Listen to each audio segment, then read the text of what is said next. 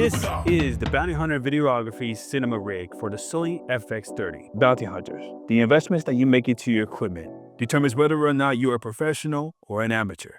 Now that doesn't mean that the investments that you're making now doesn't make you the best. However, you must continuously learn to evolve in this industry so that way you can be the best that you can be in this industry.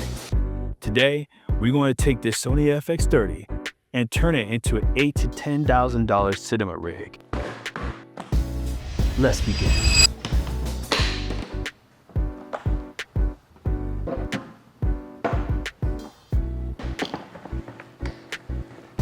I like to keep my rigs compact. I simply like the way it looks, I like the attention that it gets, but also I like the flexibility it provides for me while I'm on the field. Growing up in this industry, y'all, I really wanted to have my own cinema rig. I just love how big and bulky they look. Pause. No, resume. I just love how big and bulky they are, right? When you have equipment like that in your arsenal, that tells your clients, that tells the audience that you really mean business out here. But the way I've been moving has not allowed me to have the fortitude to get rigged out camera like a Red Komodo or a Blackmagic or an ARRI, one of those big leading industry standard cameras. But now we're in a generation where not having those cameras doesn't mean you're a professional, nor does it mean you can't have a cinema rig. So what essentially is a cinema rig? All it is really is taking the body of a camera and adding attachments to it that will make your day function well without having to burn out multiple batteries, or pretty much have all the essential tools on one camera. And the essential tools are your battery, your mics, your focus puller if you are using a manual lens, and lighting, to say the least, right? Where's my lighting? No, hold on, be right back.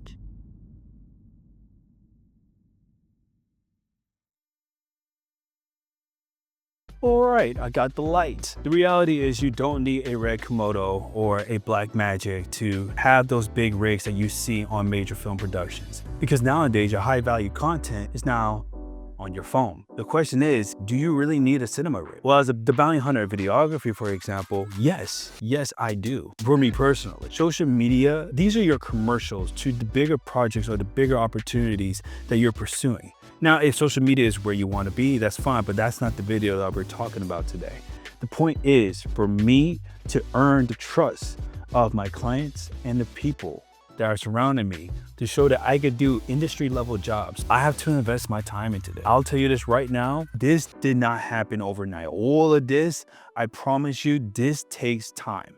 If anyone's ever asked you like how soon or how quick you were able to get this, either they had a loan, or they knew somebody that knew somebody, they're renting it, or they invested throughout time. And that's exactly what I did here. What allowed me to get the general idea or developing my own cinema rig was just being on sets with other people, being hands-on with the equipment of my friends and mentors who actually had their own equipment, and just study and ask the questions. How did you do it? And just look at what will work for you and what won't. With that being said, this cinema rig is being built on the platform of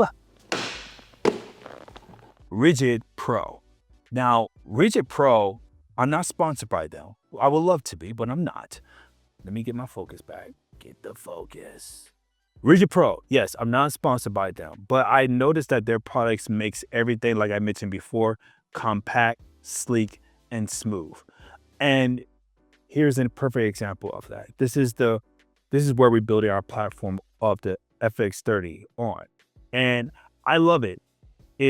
I believe the product is 3D printed for the most part, and it's catered to not only brands like Sony FX30, but Sony a7 IVs, Panasonics, Fujifilms, Canons. They have platforms for nearly all sorts of DSLR and mirrorless cameras. Now, if you're using any other camera besides Sony, you're wrong, and that's okay. You're watching me. I'm here to educate you on the importance of using Sony. So moving on, throughout this process, I'll walk the dog on what product I'm using and the price that it took for me to procure it. So first, we're going to take the FX30, we're going to slap it on to the Ridgid Pro platform. Let's begin.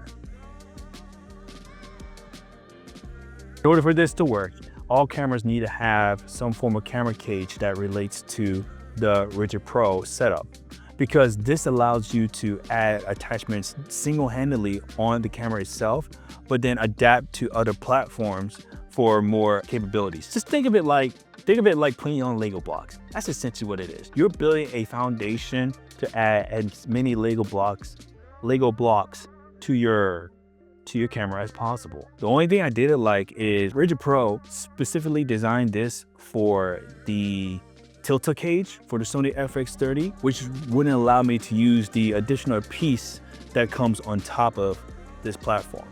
Luckily, as you can clearly see, I'm able to remove it and still works just as fine as advertised because it's still a cage. It's literally a millimeter difference as to why it couldn't fit on top of the digital platform. So that's my only feedback, Rigid Pro. But other than that, the quality is on point. Where is my focus?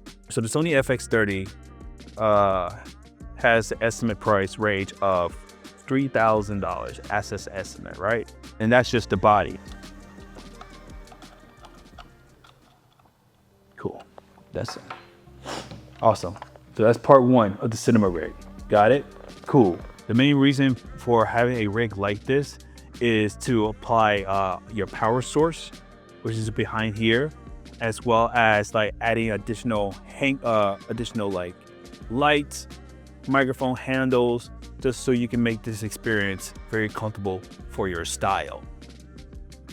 So this right here is this is the FX Nano 2 battery. I can use this all day, had zero problems with this. It's a good running horse. This has 2 D-tab sources as well as USB-C and A ports on top. Not only can you keep your battery alive, but you can also charge your phone, computers, whatever you want on this. So let's slide her in. Very easy. Now she got a big booty. So we have the FX30, which is around $3,400. You have the Rigid Pro cage, which is around $315, and you have the battery, which is around like $250. So that's what we're looking at right now. Next thing we're going to add is this hanger mount from Small Rig. Keep in mind, every item that I'm pointing out to you will be in the description below. Again, this is why it's important to have a camera cage for at least the body of your camera in the first place, because regardless of having the Rigid Pro cage or Rigid Pro rig, am I saying that right? Now I can carry more weight and still have this handle to rest peacefully on my hands without stressing it. Good. Now, the lens that I have right here, this is the Sony G18-105 lens. Although it's sitting at f4, not your buttery smooth f2.8, it still gets the job done. I love this lens the more that I do my documentary shoots because it is an all-in-one tool. I get to shoot wide angles at an 18mm perspective, and then I can zoom all the way in to get those close shots without being so close to the person or the animals. So let's add it on.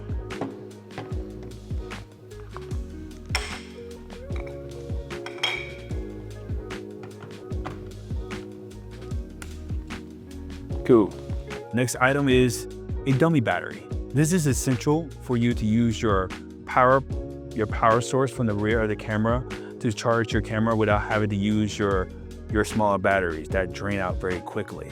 So by taking this dummy battery, replacing what will be an actual battery in the socket, plugging this bad boy into the back pocket of the main camera, turn that bad boy on the Rigid Pro. The numbers light up here, which is what I love. I love my lights. Oh my gosh. Therefore, I can actually turn on the camera with this and it is working. So I love that a lot. I forgot I have a second camera here so I can see it from this perspective here. It is working just fine and have the lights on here. So this has been a really good process. Again, a great tool to have. So yes, this battery is from Neewer. Again, link will be in the description. Next thing we're gonna add is this. This is a Shinobi Atomos Screen. I love this because this will allow you to see what's on your camera. It's pretty much self-explanatory, right? Without having to look at the small viewfinder that's awkwardly placed. This will allow myself or the director, whoever's watching me shoot, see from that perspective if I'm getting the right angles that they're looking for. Or they can just simply look at the screen on top of here. This has been very helpful and allows me to stay focused without hurting my neck to see what's going on, therefore missing the shot. So now we have the screen, we have the lens, we have the batteries, we have the body of the camera, and we have Rigid Pro. So The lens itself, I believe that was like $700, I believe. And we haven't even talked about the filter on top of this. We will get to that later. The battery, I believe the dummy battery was like, I would say $30, $40. And the Shinobi screen right here, I believe that was like $200. So let me see if I have time to calculate all of this on the screen. If not, in the comments below, tell me how much this is allegedly. So keeping going, we're almost done. We're almost done. Am I focused? What is equally as important than having a good image? Having great quality sound. And that's where the Rode Shotgun Mic 2 comes into play. Self-explanatory, providing me the best sound that I need while on the move. I usually double my audio by having not only this plugged in, but my Rode wireless mics as well, just to double check and ensure that if I am missing anything from the audio out of the microphone, I can at least get it from my wireless mics. Plug and play, bada boom, bada bam. We are.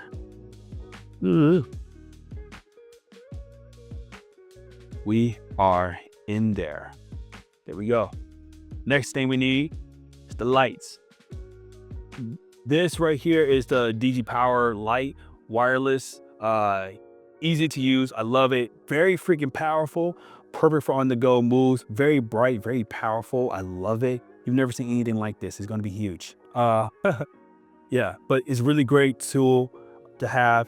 And again, by having this handle here, I'm able to put not only the mic, but the screen and also this light onto the camera rig. So let's slide that bad boy in right now, real quick. And we are almost done to the grand prize. So we turn the light on here. See, turn her on. Boom, we got it. Let me lift this up a bit. All right, we're making some noise today. We're making it happen. We're making it happen. Look at that. This is becoming my favorite weapon. One of the last things I have on my rig is this right here. This bad boy right here is your Tilta Focus Puller.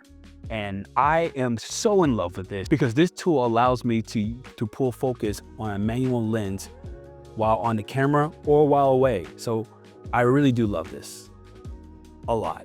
And if used correctly, you can record on it. You can connect it to the internet. There's a lot of things you can do with this. So this has been one of the best investments that I made.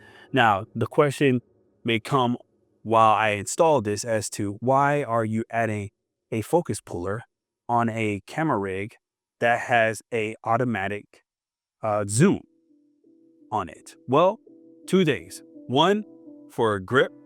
I love the way that it feels holding this. So that way I can actually have a good balance while I'm on the field shooting. And to keep it real with you, not only do I like it for the stability, but I just simply like the way that it looks on the camera. There's no application to having it for a focus puller on an automatic camera other than just to hold it for stability. Now, if I add it on rails, I can connect, there's an additional piece that comes with this. I can connect it to the focus side on the camera and still use it to make my pulls happen. It'll be very popular, very necessary, but I love it, love it, love it, love it, love it, love it, love it. We are at the final steps of the cinema rig. This is your ND filter. This is one of the most expensive ND filters I've ever purchased in my life. I think this filter package, $300-400, I believe. I may be over exaggerating it, but this variable ND filter quality looks great on camera. It eliminates all the unnecessary flares that go on when you shoot on a bright day. It's very beautiful. Now, this also came with this right here. So the ND filter and this right here are all by Polar Pro. Yeah, Polar Pro. This is the final piece to the puzzle. Let's put it on.